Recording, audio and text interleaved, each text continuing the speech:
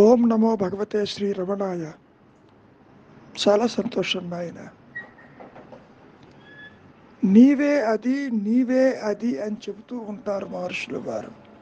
నీవే ఆత్మవి, నీవే ఆత్మవి, దేహము కాదు, మనస్సు కాదు, ఇంద్రియాలు కాదు, ఏదీ కాదని.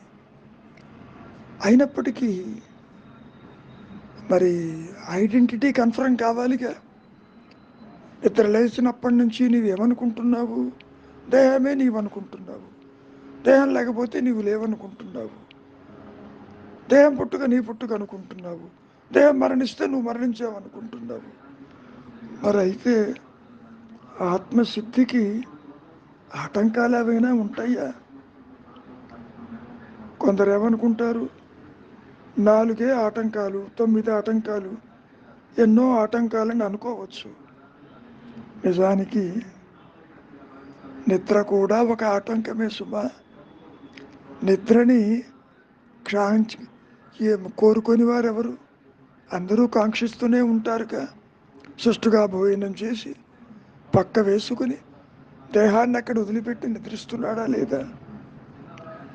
ఆ నిద్ర కూడా ఒక ఆటంకమేను. నిద్రని జయించనిదే మరి స్వరూప జ్ఞానానికి అవకాశం లేదు. నిద్రలో ఉన్నది ఆత్మస్థితే, కానీ అక్కడ నీవు ఆనందమయ కోశంతో ఉంటావు కాబట్టి హాయిగా నిద్రించానని బయటకు వచ్చి చెబుతున్నావు. అంతవరకే. మరి మెలకువకు మరి నిద్ర విపరీతమే కదా. నిద్ర లేకపోతే మెలకువ ఎక్కడుంది?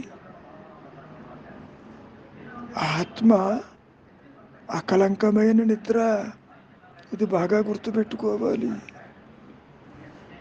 నిద్రలో ఏమీ తెలియదు అనుకోబాకు. నిద్రలో ఉన్నది నీ సత్యస్థితి. జాగ్రత్త అంతా సత్యం అనుకుంటున్నావు, ఇది పూర్తిగా అసత్యము, అవాస్తవము. నీవు మేల్కొని ఉన్నావు అనుకుంటున్నావేమో, ఇది మెలకువ కాదు. నిజానికి 3 అవస్థలు లేవు. జాగ్రత్త, స్వప్న, సుషుప్తలేవి లేవు. ఆత్మను మర్చిపోతున్నావు, అందుకని ఇవి ఉన్నట్టుగా కనపడతాయి. అందుకనే ఈ 3 అసత్యములు, ఇవి స్వప్నతుల్యాలే. ఆత్మ లేక ఏ ఒక్కటైనా ఉండగలదా? తెర మీద బొమ్మలు పడినట్లు ఈ జాగ్రత్త, స్వప్న, సుషుప్తలు కనపడుతూ ఉంటాయి. ఏంటైనా ఎప్పుడైతే నీవు వీటిని అనాత్మని వదిలేసి వల్ల మిగిలేది ఆత్మే ఉంటుంది. కానీ నీవు వీటిని పట్టుకు వేలాడుతున్నావే, అసత్యం సత్యం అనుకుంటున్నావే, దేహాత్మ బుద్ధి నిత్యం అనుకుంటున్నావే, సంసారము నాదంటున్నావే, జగత్తు బాగానే కనపడుతున్నది కనుక సత్యం అంటున్నావే. అశాశ్వతమైనటువంటి దీన్ని శాశ్వతంగా భావిస్తున్నావు కదా. మరి దీన్ని ఏమని చెప్పుకోవాలి? అసలు విషయం ఏమిటి అంటే, వైరాగ్యం అనేది ఏర్పడాలి. కారణం, ఇదంతా సత్యం అనుకుంటున్నావు కాబట్టి రాగంతో చూస్తున్నావు.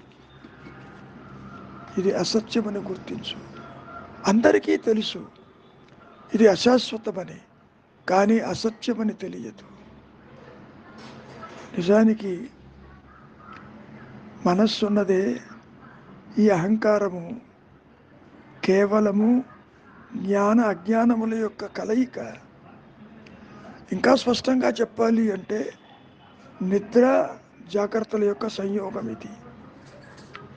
ఈ జ్ఞానము ఏ విధంగా ప్రవర్తిల్లుతుందంటానికి గతంలో మనం చెప్పుకున్నాం. దీనికి 5 భూమికలు ఉంటాయి.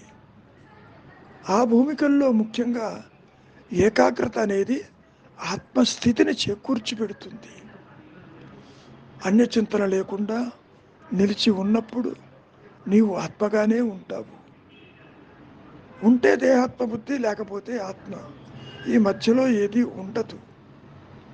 ముఖ్యంగా మనస్సు యొక్క భూమికలు అంటే అహంకారము యొక్క ఆ స్థితి ఏ విధంగా ఉంటుందంటే మానసిక స్థితి 5 రకాలుగా ఉంటుంది. క్షిప్త అని, మూఢ అని, విక్షిప్త అని, కాషాయ అని, ఏకాగ్రత అని. ముఖ్యంగా ఈ చివరి 2 ఉన్నయే ఏకాగ్రత, ఈ కాషాయ అనేవి, ఇవి వాసనలు అడిగి ఉండటానికి తోడ్పడతాయి. రాగద్వేషాలు వాసనలని అవి తెలపవు. ఏకాగ్రతతోనే, ఏకచింతనతోనే ఈ జీవుడు తన మూలంలోకి వెళ్ళగలిగే అవకాశం ఉంది. అంతర్ముఖమన్నా, ఏకాగ్రతన్నా, ఏకచింతనన్నా ఆత్మచింతనే అవుతుంది. ఆత్మ కూడా జ్ఞానవృత్తి చేత నేను ఉన్నానని చెబుతూ ఉంది కదా. కనుక నీ స్వరూపమే ఆనంద స్వరూపం. కొత్తగా నీకేది రాదు. అసలు ఈ ప్రపంచంలో నీవు సుఖాన్ని ఎందుకు వెతుకుతున్నావు? నీ స్వరూపం ఆనందం కాబట్టి.